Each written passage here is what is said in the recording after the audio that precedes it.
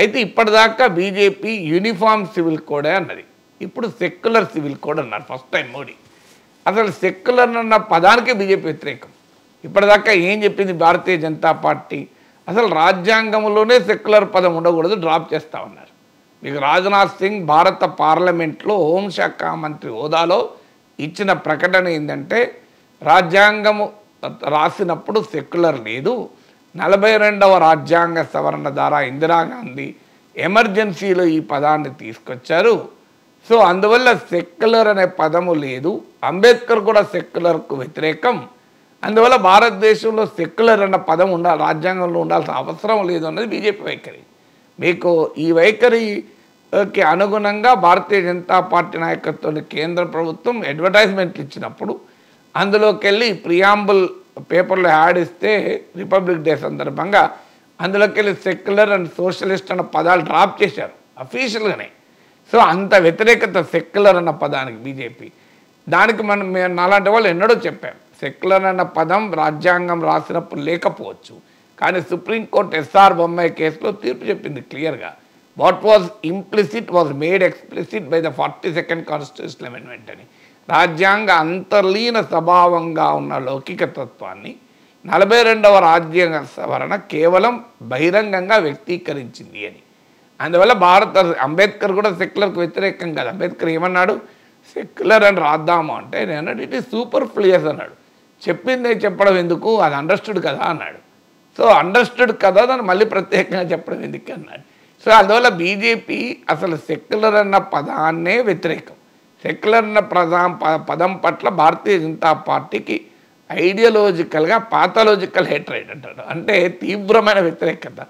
అలాంటి నరేంద్ర మోడీ ఎందుకని secular civil code అన్నాడు, ఎన్నడో అనంది. మీరు ఈ 10 ఏళ్లలో మోడీ ప్రైమ్ మినిస్టర్గా మాట్లాడి చూడండి, లేదు దేశమంతటా భారతీయ జనతా పార్టీ మాట్లాడింది, ఎన్నిసార్లు సెక్యులర్ అన్న పదం వాడారో చూడండి. Civil code uniform civil code అనే వాడతారు. కారణం ఏంటి అంటే, అమరావతి నుంచి చంద్రబాబు నాయుడు చూస్తున్నాడు, పాట్నా నుంచి నితీష్ కుమార్ చూస్తున్నాడు. సో అక్కడ ఎర్రకోట బురుజుల నుంచి మోడీ యూనిఫామ్ సివిల్ కోడ్ అన్నాడు అనుకోండి, ఖచ్చితంగా ఇక్కడ చంద్రబాబు నాయుడు అన్న మాట్లాడతాడు, లోకేష్ అన్న మాట్లాడతాడు, అనివార్యం వాళ్ళు మాట్లాడక. ఎందుకంటే బీజేపీ నాయకులు ముస్లింలకు రిజర్వేషన్లు ఎందుకు, ముస్లింలు వెనుకబడిన వారికి ఇది సంతుష్టీకరణ అపీజ్మెంట్ పాలిటిక్స్ అని కాదా అని అడిగితే నారా లోకేష్ ఎన్డీటీవీ ఇంటర్వ్యూలో స్పష్టంగా చెప్పాడు, no it is social justice అన్నాడు. అంటే నరేంద్ర మోడీ సంతుష్టీకరణ అన్నదాన్ని, అమిత్ షా బుజ్జగింపుల దాన్ని లోకేష్ స్థాయిలోనే ఓపెన్గా కొట్టిపడేశాడు. లేదు సోషల్ జస్టిస్ అని, ఇది సామాజిక న్యాయంగా మేము భావిస్తున్నామని.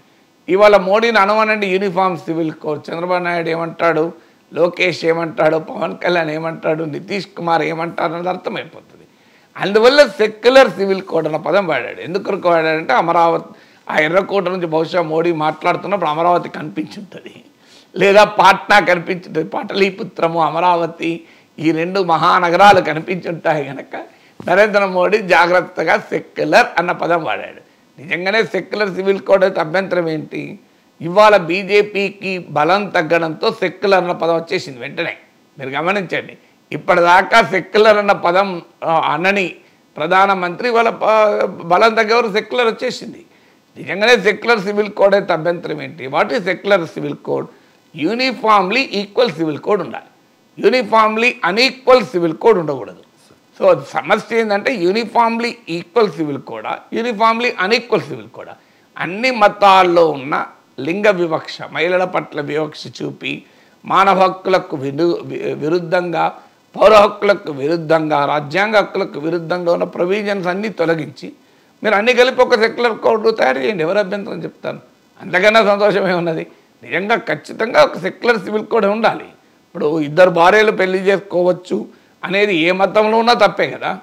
నీ ఇష్టం వచ్చినట్టుగా విడాకులు ఇవ్వచ్చు అనేది ఏ మతంలో ఉన్నా తప్పే.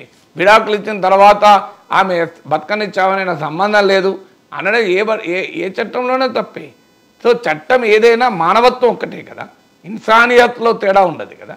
అందువల్ల మానవత్వం ప్రాతిపదికగా, రాజ్యాంగ తత్వం ప్రాతిపదికగా నిజంగానే ఒక సివిల్ కోడ్ వస్తే ఎవరికి అభ్యంతరం? కానీ ఒక మతాన్ని ఇంకో మతం పైన రుద్దేటువంటి ప్రయత్నం చేస్తేనే తప్పు. సమస్య ఎక్కడ వస్తుందంటే లౌకికకు మతవాదానికి తేడా ఏంటంటే, ఇప్పుడు ఉదాహరణకు ట్రిపుల్ తలాక్ రద్దు చేయాలి అని బీజేపీ కోరింది. ట్రిపుల్ తలాక్ రద్దు పైన ముస్లిం పర్సనల్ లా బోర్డు వ్యతిరేకం. శబరిమలలో మహిళలకు ఎలో చేయాలి అన్నది ముస్లిం మతవాదులు సమర్థిస్తారు, కానీ భారతీయ జనతా పార్టీ వ్యతిరేకిస్తుంది. అంటే ఇక్కడేమో ముస్లిం మహిళల విషయంలో హక్కుల గురించి మాట్లాడతారు, హిందూ మహిళలకు వచ్చే వరకు శబరిమల వచ్చే వరకు సాంప్రదాయం అంటారు.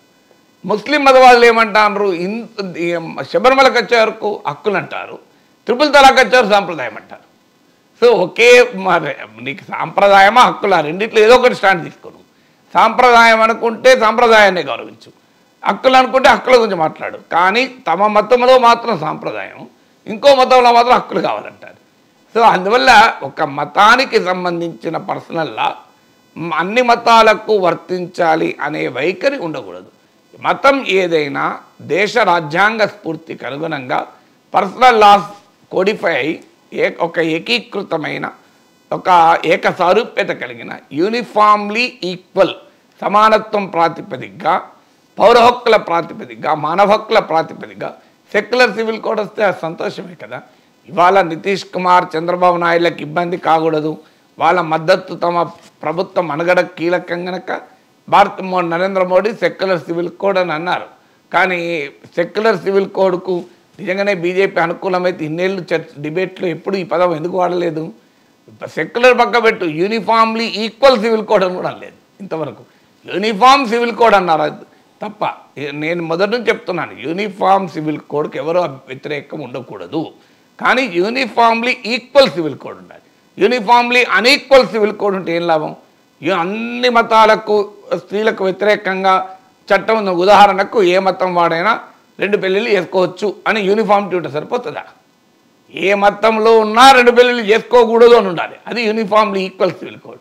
యూనిఫామ్లీ అన్ఈక్వల్ సివిల్ కోడ్ ఏంటంటే అన్ని మతాల వారు 2 పెళ్ళిళ్ళు చేసుకోవచ్చు, అది యూనిఫామ్లీ ఈక్వల్ సివిల్ కోడ్. అది ఒప్పుకుందామా? యూనిఫామ్ సివిల్ కోడ్ అది. ఇప్పుడు ఏ మతం వాడైనా 2 కాదు 3 పెళ్ళిళ్ళు చేసుకోవచ్చు అని ఉన్నదనుకో, అన్ని మతాలకు ఇది వర్తిస్తుంది అన్నారు అనుకో, అది ఒప్పుకుందామా? అది యూనిఫామే, యూనిఫామ్ సివిల్ కోడ్ అది. మరి అందరికీ ఒకటే ఉన్నది, మతం ప్రాతిపదిక తేడా లేదు, ఏ మతం వాడైనా 3-4 పెళ్ళిళ్ళు చేసుకోవచ్చు అన్నారు అనుకో, అది అంగీకరిస్తామా? అది ఎందుకు అంగీకరించామంటే అది యూనిఫామే మరి. కానీ అది సెక్యులర్ కాదు, అది కాన్స్టిట్యూషనల్ కాదు. ఎందుకు కాదు అంటే భారత రాజ్యాంగం క్లియర్గా చెప్తుంది, మా లింగ ప్రాతిపదిక మీద వివక్ష ఉండకూడదు. No discrimination on the basis of caste, class, sex, creed, religion. అందువల్ల మహిళల పట్ల అణచివేత, వివక్షను చూపి ఈ నిబంధన ఏ మతంలో ఉన్న తప్పే, యూనిఫామ్ సివిల్ కోడ్లో ఉన్న తప్పే. యూనిఫామ్ సివిల్ కోడ్ పేరిట నీకు పిల్లలు పుట్టకపోతే మళ్ళీ పెళ్లి చేసుకోవచ్చు అని పురుషునికి అధిక హక్కు ఇచ్చామనుకున్న తప్పు కదా. ఏ యూనిఫామ్ సివిల్ కోడ్ పేరిట కొడుకు పుట్టకపోతే పెళ్లి చేసుకోవచ్చు అని అవకాశం ఇచ్చామనుకోండి, అది అన్యాయమే కదా. అది యూనిఫామే, అన్ని మతాలకు ఇచ్చాను సార్, నేను ఎక్కడ వివక్ష చూపలేదంటే అయిపోతుందా? అందువల్ల సెక్యులర్ సివిల్ కోడ్ ఉండాల్సిందే, యూనిఫామ్లీ అన్ఈక్వల్ సివిల్ కోడ్ ఉండాల్సిందే.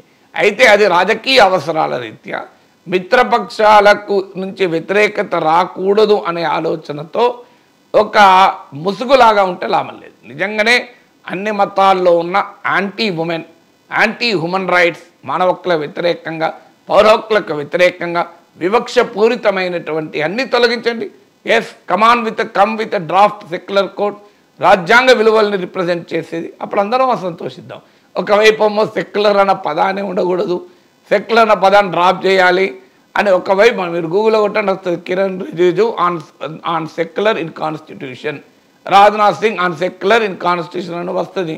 ఎన్నిసార్లు చెప్పారు బీజేపీ నాకు సెక్యులర్ అన్న పదం అసలు కాన్స్టిట్యూషన్ లేదు, తీసిపడేయాలని. సో ఇప్పుడు మళ్ళీ సివిల్ కోడ్ సెక్యులర్ ఎడికల్ వచ్చింది.